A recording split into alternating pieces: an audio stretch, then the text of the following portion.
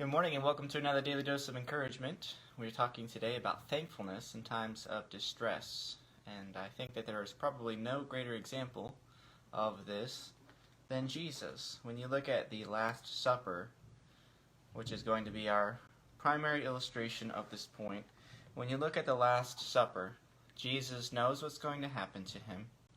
He is betrayed by his friend, by his ally.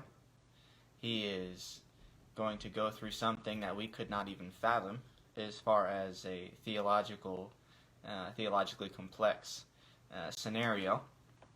And you look at Matthew 26, and you think about how much heartbreak he had to be going through and all the difficult emotions that Jesus must have been feeling and just trying to wrap his mind around what's going on. And it's in Matthew 26 where he institutes the Lord's Supper. In Matthew 26, he says in verse 26, "While they were eating, Jesus took some bread, and after a blessing, he broke it and gave it to the disciples and said, 'Take, eat, this is my body.' And when he had taken a cup and given thanks, he gave it to them, saying, 'Drink from it, all of you, for this is my blood of the covenant, which is poured out for many for the forgiveness of sins. But I say to you, I will not drink of this fruit of the vine from now on until that day when I drink it anew with you in my Father's kingdom.'" Now you look at the parallel passages for this, and it happens between both elements of the Lord's Supper, between the bread and the fruit of the vine. The language that's used is a language of thankfulness. His body, which was broken for us, or which was to be broken for us, as the Gospel of Luke says, he gives thanks for that. He gives thanks that his body would be broken. He gives thanks that his body would be crucified. We're not just talking about thankfulness for the starchiness of bread. We're talking about Jesus giving thanks that his body would be broken. We're also talking about how the fact that Jesus is giving thanks that his blood would be shed. Now why? Well, because of the forgiveness of sins that is offered through his blood. And so in regards to both of these elements, you look at the parallel passages in the Gospels, and you even look at 1 Corinthians 11, which talks about this. You find out that Jesus, in his greatest distress and his most difficult hour, is giving thanks. He is giving thanks because he knows through his spiritual maturity, through his spiritual purity, he knows that God is accomplishing good. It really is the high mark of maturity, spiritual maturity, to look at the distresses that we currently face and to look for what God can accomplish positively in our lives. It's very easy when we're going through distress to be complacent, and understandably so. It's very easy to be complacent. It's very easy to lament our situation.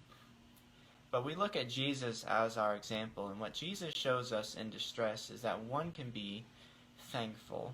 One can be, in a sense, joyful. That's what Hebrews tells us about Jesus when he looked at the cross. He looked at it with joy. He looked at it as the goal of God's plan, God's scheme of redemption. And that's a wonderfully complex and invigorating example for us to help us to appreciate that God can accomplish wonderful things in distresses. And he does. He historically has done many wonderful things in many people's distresses. And so we look at, for instance, this year, I think it's the 305th year, or 305th day of the year. And I want us to think about how thankful we are that God has given us another day. I want us to be thankful for the days that God has given to us and the challenges that God has given to us, knowing full and well that he is accomplishing wonderfully complex things in our lives, and that he has a wonderfully and beautifully complex narrative that he's working out, and he's doing that for our good.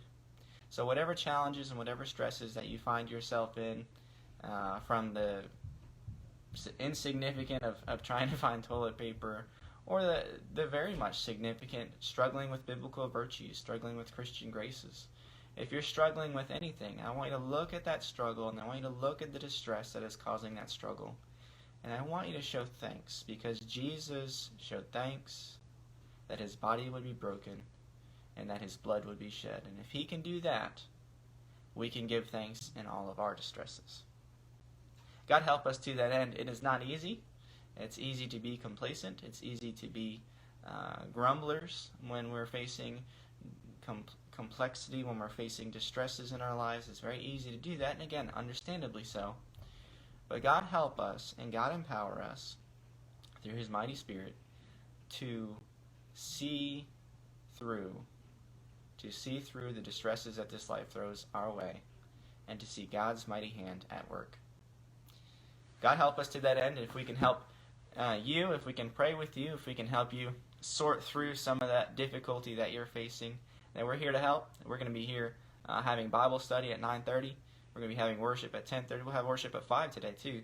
And so we invite you to those opportunities to join us in person, or if you want to send us a message on Facebook or YouTube or through our website, whatever is accessible to you, then we would love to help. We'd love to pray with you.